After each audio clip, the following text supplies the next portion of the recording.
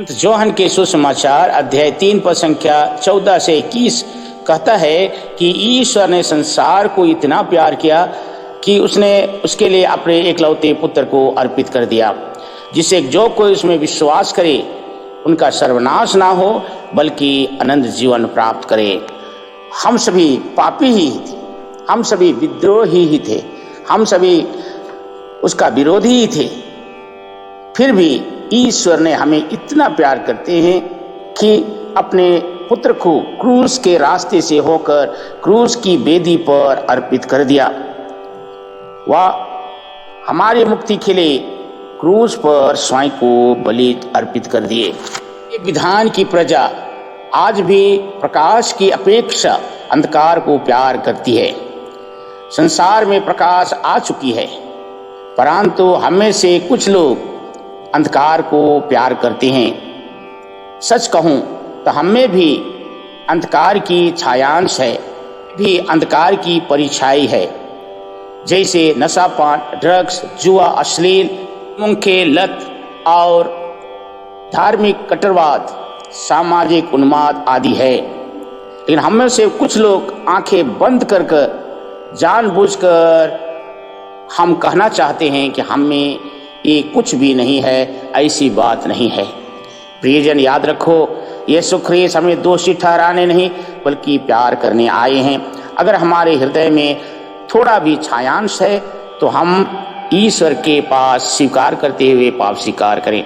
आइए एडी माँ से आज के सुसमाचार को सुनते हैं।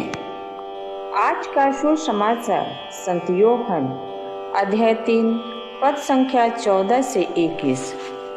यीशु ने निकोदेमुस से कहा, जिस तरह मूसा ने मरुभूमि में सांप को ऊपर उठाया था, उसी तरह मानव पुत्र को ऊपर उठाया जाना है, जिससे जो कोई उसमें विश्वास करे वह अनंत जीवन प्राप्त करे।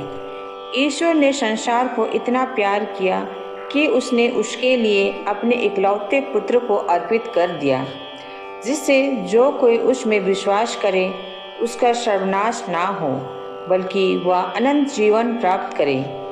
ईश्वर ने अपने पुत्र को संसार में इसलिए नहीं भेजा है कि वह संसार को दोषी ठहराए, उसने उसे इसलिए भेजा है कि संसार उसके द्वारा मुक्ति प्राप्त करे। जो पुत्र में विश्वास करता है वह दोषी नहीं ठहराया जाता है, जो विश्वास नहीं करता वह दोषी ठहराया जा चुका है, क्योंकि वह ईश्वर के इकलौते पुत्र के नाम में विश्वास नहीं करता।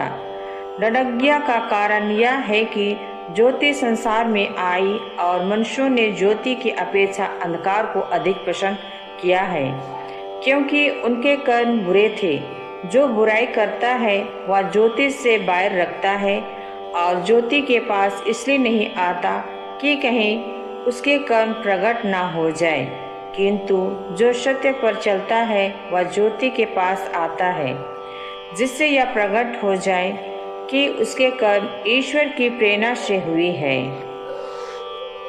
आज का दिव्यवाणी मुझे, मेरे बच्चे और मेरे परिवार को आशीर्वाद से भर दे। आमीन।